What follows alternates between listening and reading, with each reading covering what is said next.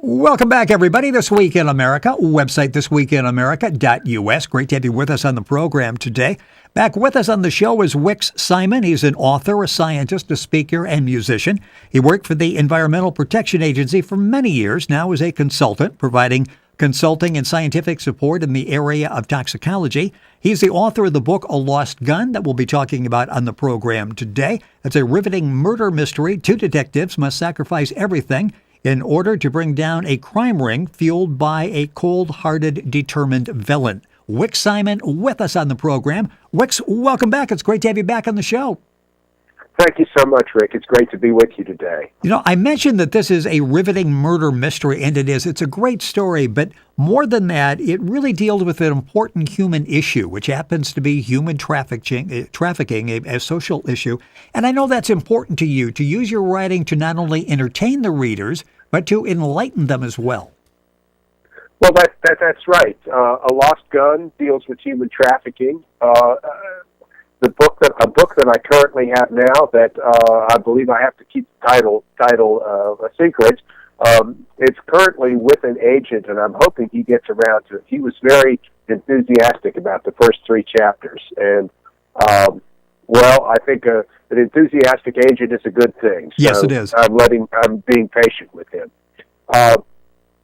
It's about racism, and both of those issues are linked insofar as human trafficking is a form of slavery. Racism in our country devolves from slavery. And they're both based on the perception of the other person as unworthy or having lesser value or lesser humanity than oneself. This is a very old mindset that was the genesis, I believe, of European colonialism, starting back in the 1500s. It goes even further back. This is biblical times. I mean, there's a biblical quote I would use in this that actually I use in the book that's with the agent right now.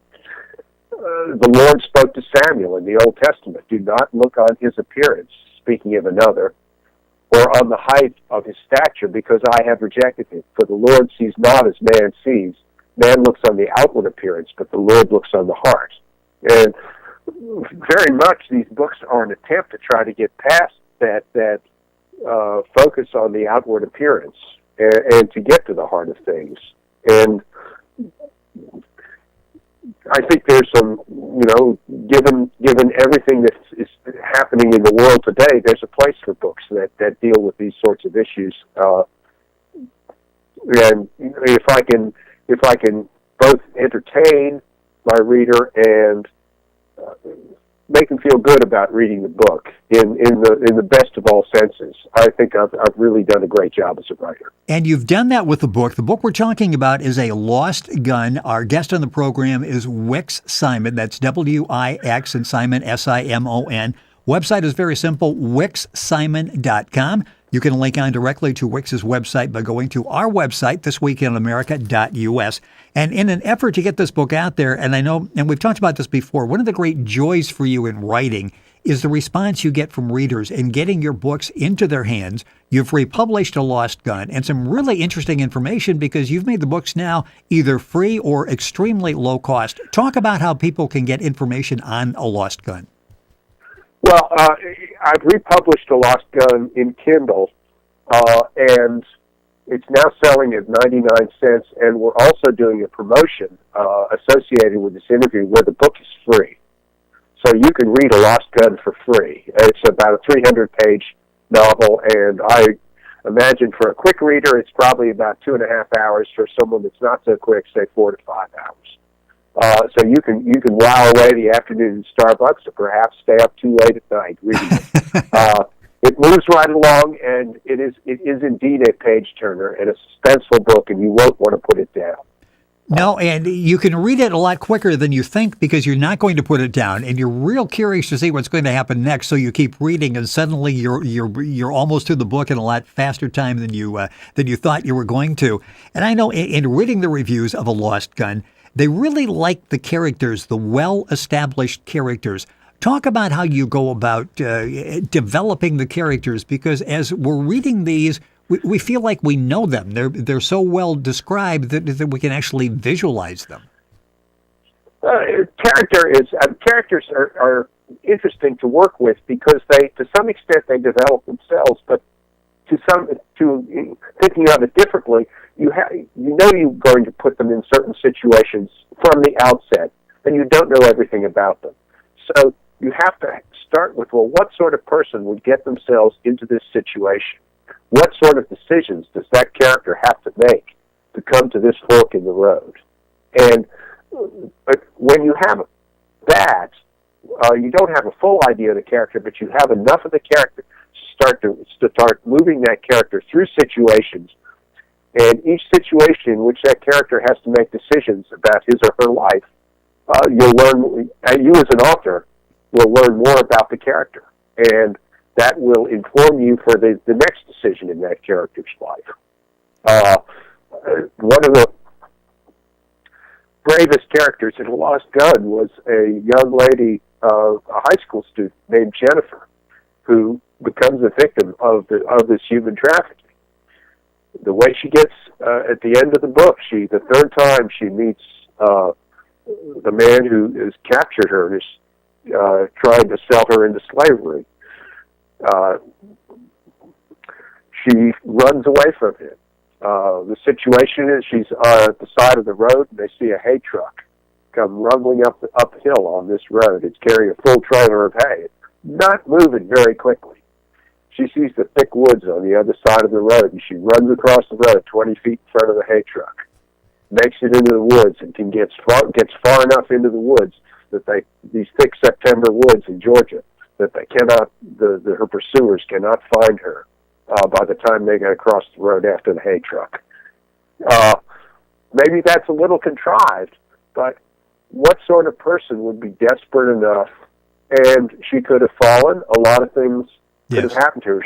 In the story, she had recently sprained her ankle very badly, and as she's running across the road, she's praying it doesn't give way. But then she makes it. What sort of character would be so desperate to get away from someone that they would put themselves in that sort of danger? These are the sorts of decisions I'm talking about. And it's very clear that what happened to her in the book has driven her to make that decision. Now, I've got to get away. And you can feel that as you're reading the book, A Lost Gun. And just when you think you may know where the story is going to go, you throw us a curve and it goes off in a different direction. So it really, it's exciting from that standpoint because you're not quite sure what's going to happen next. You think you do, but you're not quite sure. Wix Simon, our guest on the program, that's W-I-X, Wix Simon. His website is wixsimon.com. Information available on Lost Gun at the website. Information, the Kindle that we were talking about. We'll go back through that before the program's over. Also, Wix, if they go to your Facebook page, a lot of great information and value there as well. I had help setting up my Facebook page from a gentleman named Matthew Newman, who's really been a lot of help to me in terms of trying to get this book out and publicizing it. And I really have come to depend on him for helping me with social media and giving me advice on just how to reach as many readers as possible.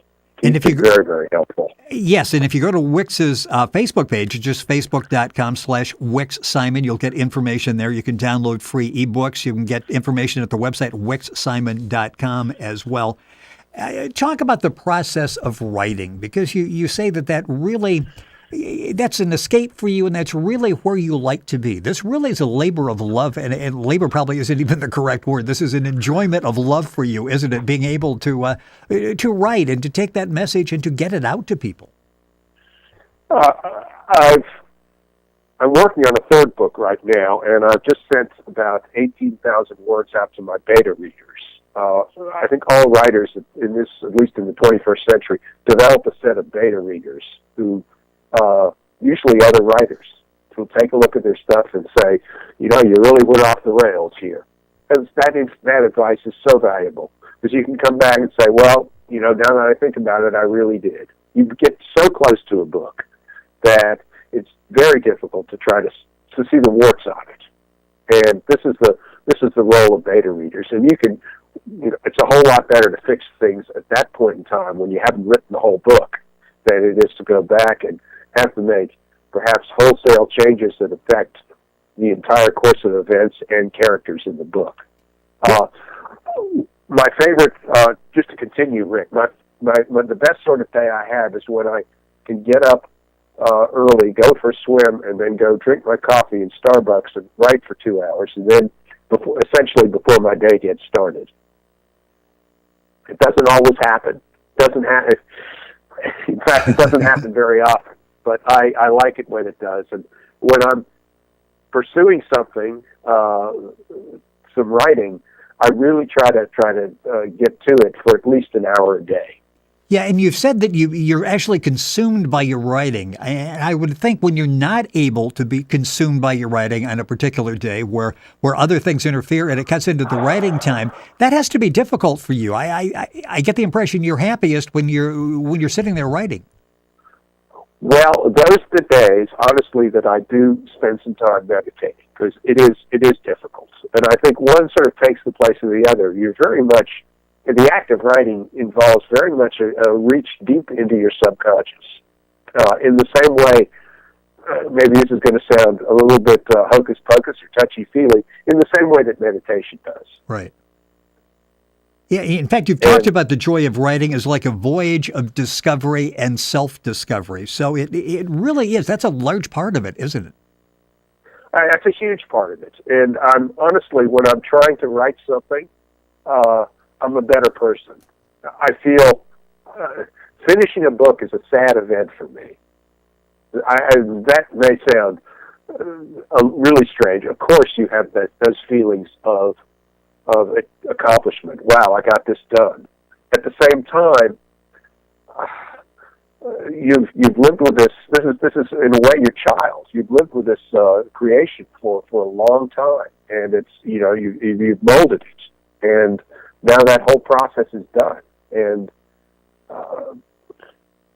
you have to release that child out in the world now, and so there's a little bit of sadness involved there. We're talking about the book, A Lost Gun. Our guest on This Week in America is Wix Simon. That's WIXSIMON. His website is wixsimon.com.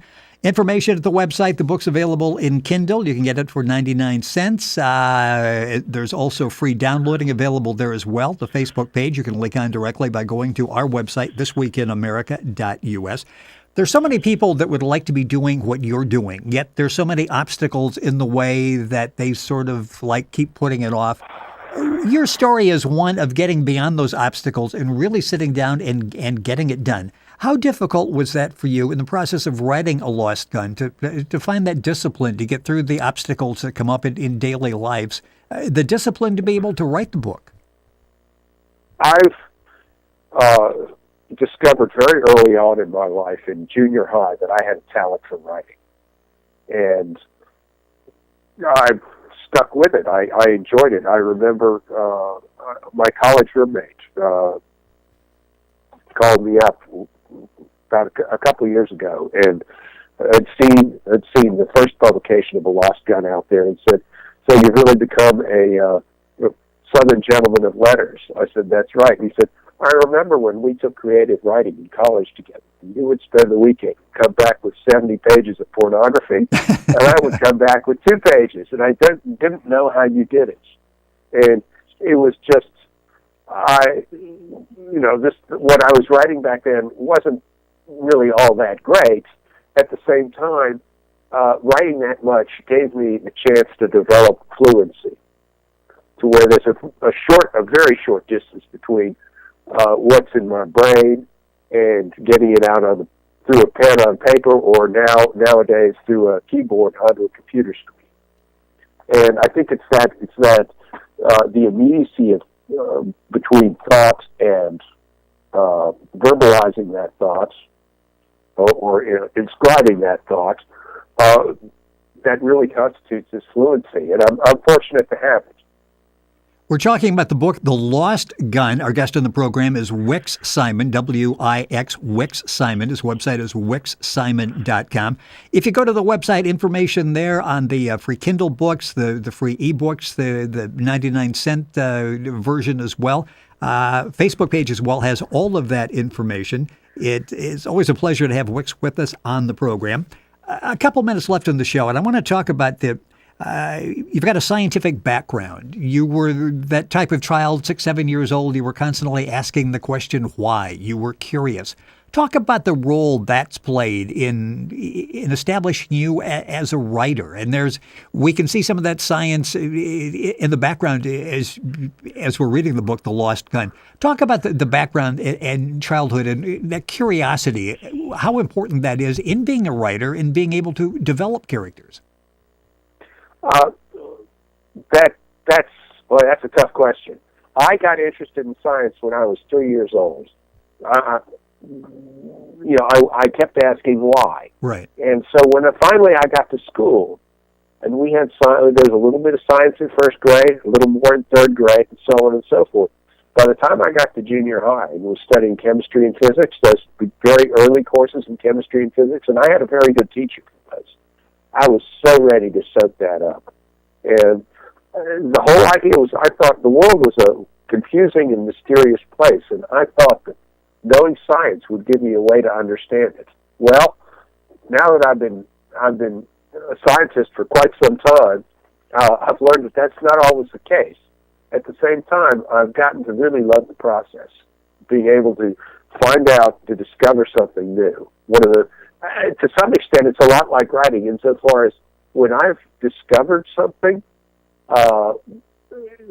in science, and you don't necessarily need a budget or a laboratory.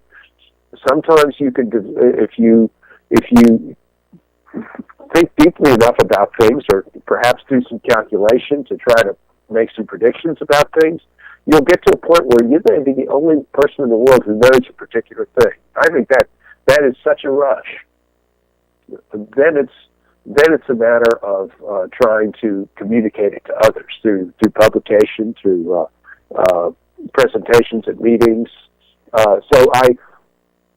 In addition to my novels, I write a lot of papers that appear in the scientific literature. Well, and that enthusiasm that we sense as you're talking about that, we sense as well in your writings. Unfortunately, out of time, Wick's working on a new book, and we'll have him back on the program to talk about that, and hopefully that will be developing very soon. But the book we're talking about is The Lost Gun, and it's now available through a different publisher and a whole lot cheaper. If you go to Wicks's website, information there on what free Kindle, the free ebook, you can get all the information there on the book, because it's really an excellent read, and it will have you thinking at the end of the book as well about the very important and current contemporary problem of human trafficking. All the information is available at Wicks's website, wickssimon.com. That's Wix. You can go to thisweekinamerica.us and link on directly with Wicks's website. It is great to have you back with us on the program. Congratulations on the success with The Lost Gun, and we look forward to having you back and talking about the next book that'll be published out there. I'm looking forward to it, Rick. Thank you so much for having me. Thank you. Once again, our guest on the program, Wicks Simon. Information on the book, The Lost Gun, available at his website, wickssimon.com. And you can, of course, link on by going to our website, thisweekinamerica.us.